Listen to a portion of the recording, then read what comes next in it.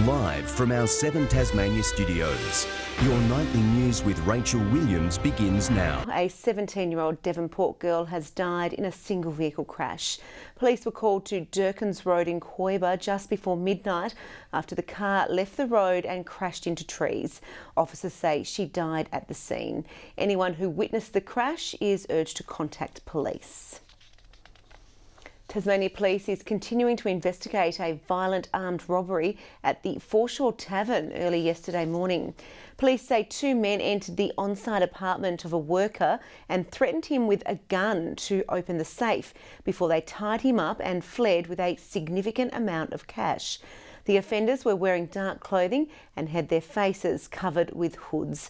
Anyone with information is urged to contact Crime Stoppers. Firefighters have gained the upper hand on a blaze at Winkley in the Tamar Valley.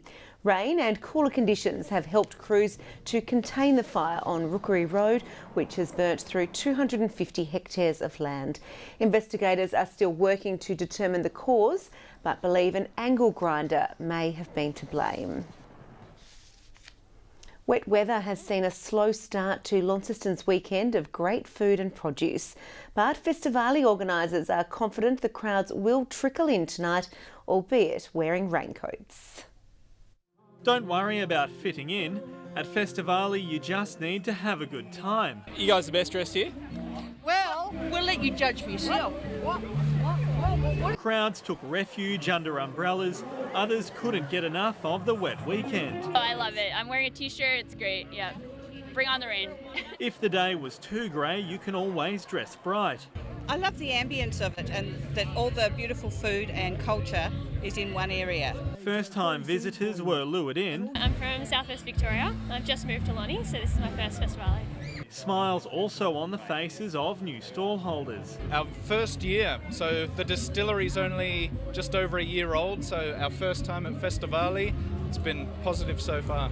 Thousands more are expected to pack into City Park later tonight. Today's going to be a really hard one to know. We had good pre-sale tickets, and within the last hour numbers have started to really come through. If this rain clears away now, I think tonight will be another really good night for us and also for the stall holders. If you are heading along, it might be a good idea to bring a coat.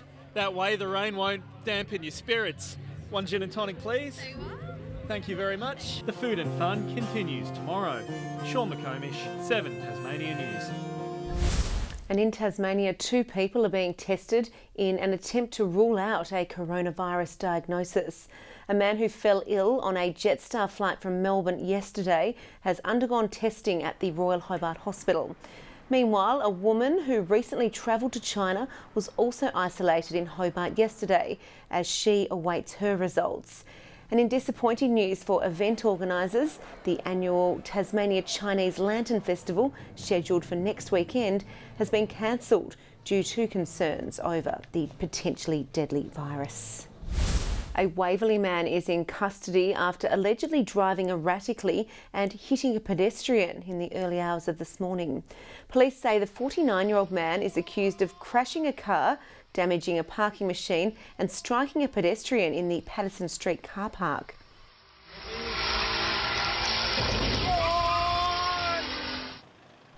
A 20-year-old Newnham man was taken to the Launceston General Hospital with minor injuries. Anyone who saw the incident is urged to call Crime Stoppers. Members of Tasmania's Extinction Rebellion have today staged a silent protest in Hobart's Elizabeth Mall, calling for more climate action. The group, Silent Rebellion, says meditating silently for an hour in a public place is a peaceful way to demand change from the government. Sitting here with open hearts, sending love and support, particularly to those people on the mainland and the few in Tasmania who are impacted by the terrible, terrible consequences of the climate emergency. Today's event coincided with others being held around the world. One of Tasmania's major sporting venues has been reopened after a year-long $12.5 million makeover.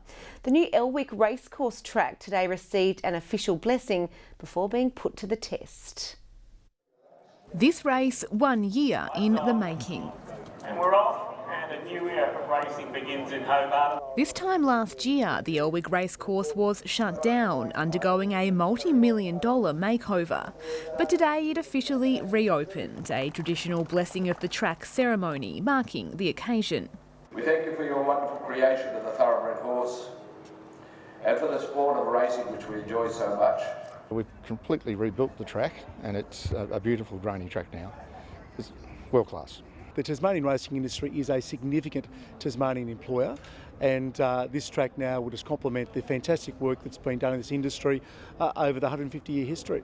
Today's Tasmanian Derby Day meeting was meant to be held yesterday but was postponed due to hot and windy weather. And after waiting a year and a day, racing fans were excited to be back on track. We're back now and we can have racing back here in southern Tasmania. It's been given the big thumbs up by the jockeys, trainers, owners, spectators. This is a world-class facility, and we're confident that that'll be reflected in the support today from Tasmanians. The new track will be put to the test again next Sunday, with thousands expected at the iconic Hobart Cup. Michelle Wisby, 7 Tasmania News. Tasmanian roller derby players have been put through their paces, with 2 of the world's best trainers visiting Hobart for a skating masterclass. Players of all ages hone their skills at what coaches called a brute camp, with instructors travelling all the way from Scotland for the sessions. Students learnt everything from footwork to defence and strategy.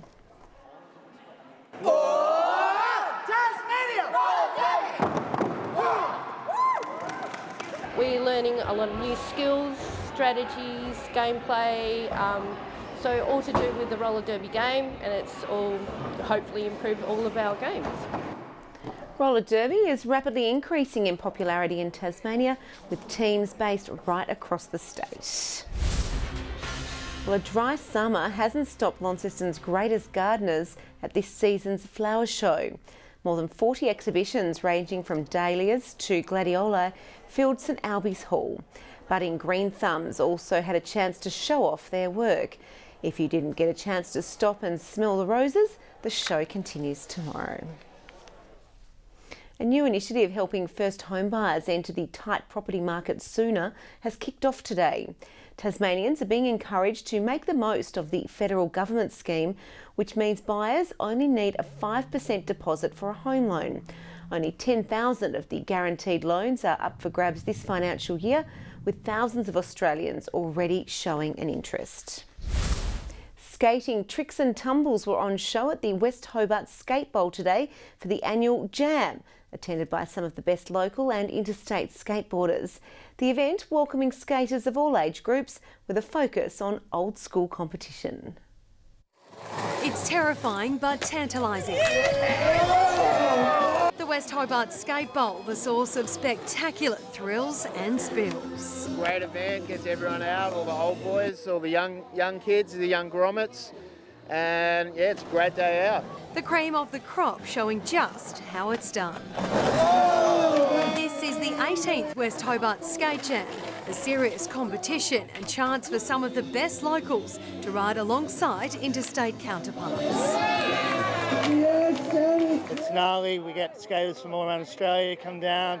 We've got $2,500 cash that we give out for tricks. All ages taking part under no illusion. Practice makes perfect. It's a really great opportunity to talk to people, skate with people we haven't skated before, and it's just really motivating, especially for younger kids who don't get to see this much.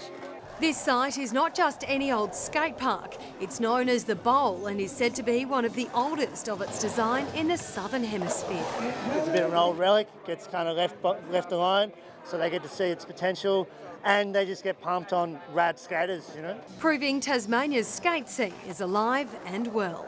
We're not going anywhere, that's for sure. It's wonderful, it's like a brotherhood, it's like sisterhood, family. Louise Hedger, 7 Tasmania News.